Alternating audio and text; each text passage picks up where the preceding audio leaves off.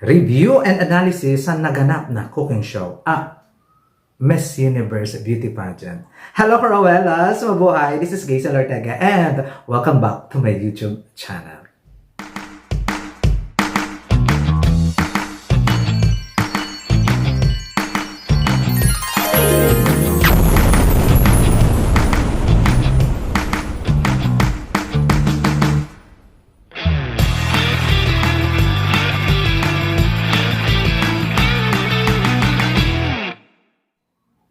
Hello! Kamusta po kayong lahat? Masaya ba kayo sa nangyaring Miss Universe 2024? Ako, yes! Ang saya ko. Very masaya talaga ako. My God, mabuti na lang hindi nanalo yung kalaban. Ayun guys, maraming salamat sa inyo sa pagtutok niyo sa akin sa series of live ko kaninang madaling araw at saka sa Miss Universe 2024. Ngayon ay mag-review and analysis muna tayo doon sa naganap na show bago tayo magbonggang-bongga hanash doon sa organization. Di ba? Yes, review and analysis sa kanyang stage. Medyo lumiwanag naman ang very light. Ang ganda ng kanyang mga pa-backdrop. Medyo mukhang Miss Universe naman, to be fair. Kaysa naman ikumpara nung 2014. Parang ang tagal. Okay naman na. Pumasa naman kasi parang lumiwanag naman siya ng bonggang-bongga. At saka yung production, hindi ko bet ang opening production. Pero, sa pagpapakilala ng mga girls ng kanilang mga bansa. Dahil bansa lang ang babanggitin, wala nang pangalan-pangalan, inartihan na lang nila. Halimbawa, Philippines! Diba? Ginano na lang ni Chelsea Manalo. Maganda yung opening outfit, may pa-boots sila ng bonggang-bongga lahat. Nakakaglam ang mga pa-eksena, lalo na doon sa opening outfit ng mga girls ng bonggang-bongga. Pero may pasaway talaga, diba? Si Celine Frias talaga nagigigil ako. Nako, Dominican Republic, pag nandito ako pumunta ka sa Pilipinas, sampalin talaga kita. Nakakaloka hanggang ba naman sa pagpapakilala ay matigas pa rin yung ulo mo? Diba? Nakakaloka. Talagang binanggit mo pa talaga yung pangalan mo tapos ang haba-haba pa ng country mo. Republica di Dominicana. Dominican Republic. Di na gano'n na lang. Nakakaloka. Papansin charot. Ayun, maganda na yung mga pa-eksena sa opening, hindi ko lang bet yung mga performer, to be honest. Di ba? Kayo ba? Bet ba yung mga performer? Sino yun? Ngayon, tinawag na ang first 10 ng bonggang-bongga. At dito nagkawindang-windang ang mga naloka. Di ba? First 10, France, India, Serbia, Vietnam, Puerto Rico, Nigeria, Canada, Cuba, China, and Japan. Di ba? Sino bang akalain mo yan ang first 10? Nakakaloka. Syempre, yung mga front runner. Oh my God, sila yung nakapasok. Maraming naloka. Pero to be honest, mamaya na ako mag-ukuda sa mga sa top 30 ko. Ayun, pero to be honest, ang gaganda ng credential ng mga girls na to, ha. At talagang pak na pak. Yung front runner lang talaga dito ay si Miss India, pwede na i-consider yan. Si Puerto Rico, at saka si Nigeria. At saka si Cuba, ayan. Parang tatlo din naman yung front runner. Next! Second 10, diba? Egypt, Mexico, Argentina, Thailand, Peru, Macau, Philippines, Ecuador, Bolivia, and Malaysia. Ayan, nagsipasukan na yung mga Latina. Nagigigil ako at medyo pumasok na syempre si Philippines. Ito yung per second 10 na sobrang na-excite ako kasi pasok na pasok sa banga. Kumbaga, pinatunayan sa mga basher ni Chelsea na hey, ano kayo ngayon? Nasa top 30 ako ng bonggang-bongga. Claro, number 17. Diba? Next, na sumunod, eto na talaga yung bardagulan ng bonggang-bongga. Russia, Aruba, Finland, Dominican Republic, Cambodia, Nicaragua, Denmark, Venezuela, Zimbabwe, at syempre, ang nanalo sa botohan, Chile! Diba? Congratulations. Dahil kung nakakaloka, kung 10 lang yung nakuha ko sa top 30 ko, naku, magkikwit na ako. Nakakaloka. Pero sa Puriagaba naman talaga, Sa 30 na nakapasok, sa top 30 na nakapasok, 20 yung nakuha ko. Ay, congratulations, Allah. Ibig sabihin, okay pa naman. Okay pa naman yung mga pa-eksena ko sa 20 out of 30. Akalain mo yun, nakuha ko ng 3/4. Ayun guys, ang saya lang ng feeling ko kasi out of 30, 20 yung nakuha ko. Ang saya-saya, which is India, Puerto Rico, Nigeria, Canada, Cuba, China, Egypt, Mexico, Thailand, Peru, Philippines, Ecuador, Russia, Finland, Dominican Republic, Cambodia, Denmark, Venezuela, Zimbabwe, at si Chile. Di ba? Ganon ang bongga. So, 20 nakuha ko. Syempre, hindi mawawala ang dakilang El Tocuyo. Di ba? The El Tocuyo of the day and of the year is Colombia. Oh, di ba? Hindi ka masyadong maganda. Ha? Next, USA! Naputol ang streak. Buti nga, bida-bida. Nakakaloka. Sabi ko sa inyo hindi siya normal bilang Miss USA. Hindi siya normal sa kanya. Ba't ganito si Miss USA? Dapat pasweet lang, low-key ka lang daw. Ang ganda ng credential nito. So to be honest, ang gaganda ng credential ng mga nakapasok. Maganda din yung credential ni USA, pero hindi siya nakapasok. Bida-bida kasi, di ba? Siya talaga yung sabi ko sa inyo, dakilang El Tocuyo talaga to ng bonggang-bongga. At syempre, ang nanay na El Tocuyo, Brazil! Di ba? Nalungkot ako doon na sa lahat ba naman, siya pa talaga yung El Tocuyo sa lahat ng nanay. Nakakaloka. Diba? Kasi eksenadora din kasi si Brazil. So, ayan, yung tatlong na El Tocuyo, Colombia, Brazil, at saka si USA. Sila naman yung ina-expect na wala talaga. Naputol ang streak ng USA, pati Colombia, bye. Diba? Ng bonggang-bongga. Kala nyo, ha? Chotar la. And Brazil, diba? Another El Tocuyo from Brazil. Ayun, guys. Ayun na sa top 30, merong isang Americans, which is Canada, diba? Hindi natin siya i-consider as Latina. 12 Latinas. Diba? Ang dami nila. 9 Asian. Diba? 5 European. And 3 African. Diba? Nakakaloka talaga yung mga pa-eksena na yan. At doon na tayo nag-swimsuit competition. At saka sa swimsuit competition, guys, yung mga nag-perform para lang sa akin, ha? Nag-perform ng bonggang-bongga. It's India, Cuba, Japan, Puerto Rico, Mexico, Thailand, Peru, Philippines, Ecuador, Russia, Finland, Denmark, and Chile. Pero, ang pumasok sa top 12, ang unang nakapasok sa top 12, Bolivia, Mexico, Venezuela, Argentina, Puerto Rico, Nigeria, grabe, Russia, Chile, Thailand, Denmark, Canada, Peru. Doon gumuho ang mundo ng mga Pinoy. Hindi nakapasok si Chelsea kahit ginaliganan niya yung tampisawok niya. Ginamit niya na doon. Pero my God, nasad ako ng bongga. Nasad talaga ako ng bonggang-bongga na hindi na umabot si Philippines sa top 12. Pero kung iisipin ko lang naman, sino bang pwede mong ligwakin dito sa top 12? Nasa listahan ko naman talaga sila ng mga malalakas. Diba? So, wala.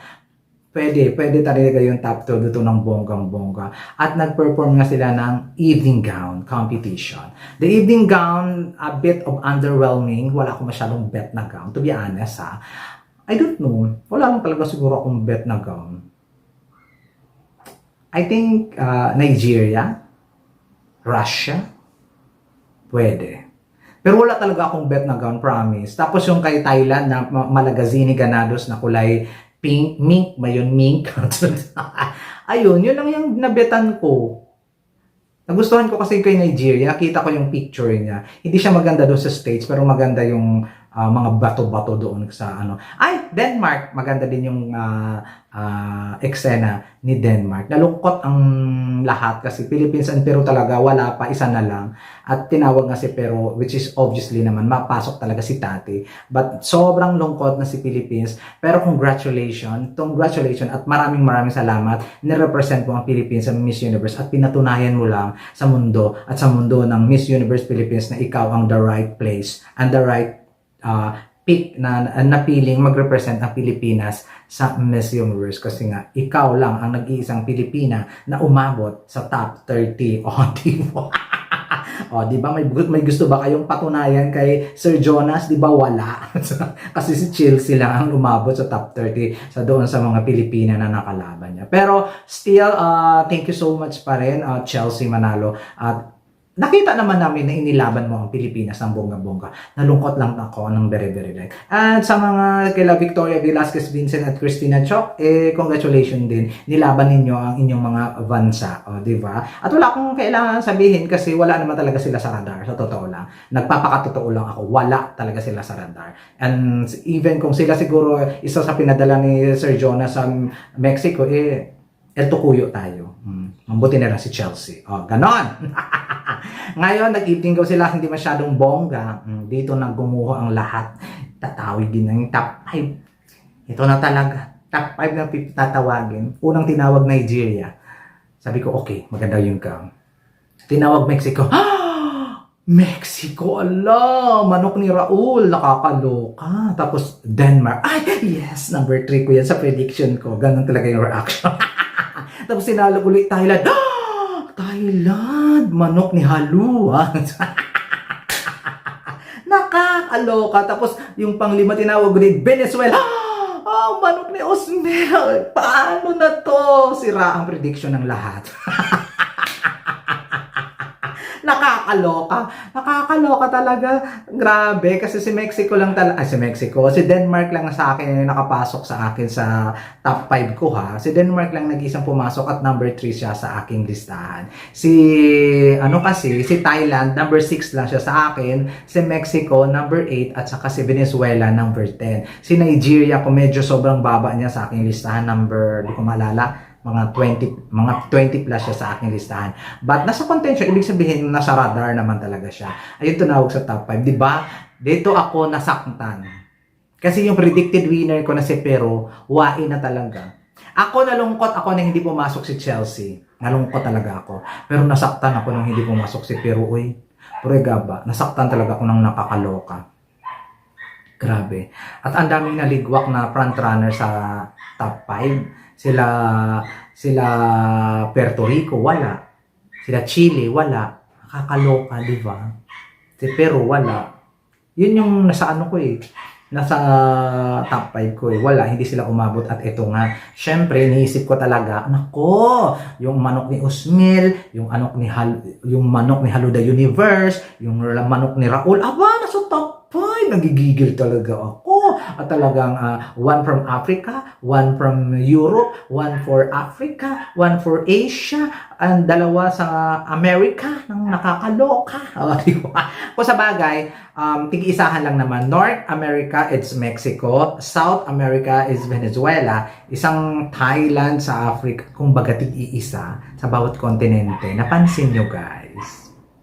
Tig-iisa sa bawat kontinente. Which is, nangmili lang sila siguro from Africa, it's gonna be Nigeria.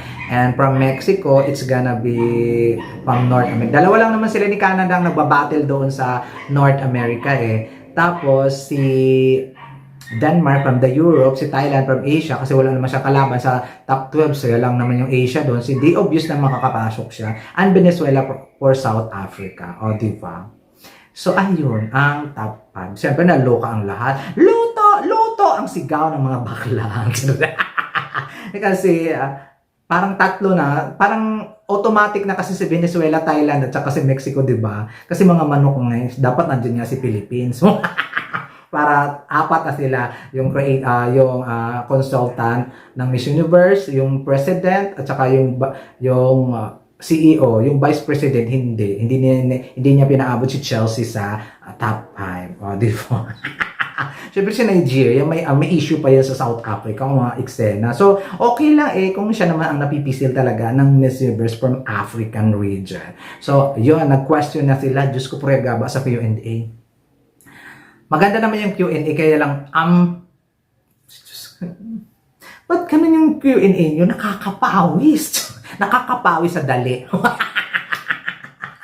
Nakakapawis. Mas magaling pa yung top 8 sa hashtag round ng Miss Earth. Puryagaba sa inyo Sa Q&A ninyo. Sa first Q&A mas magaling pa yung top 8 sumagot doon sa hashtag ng Miss Earth.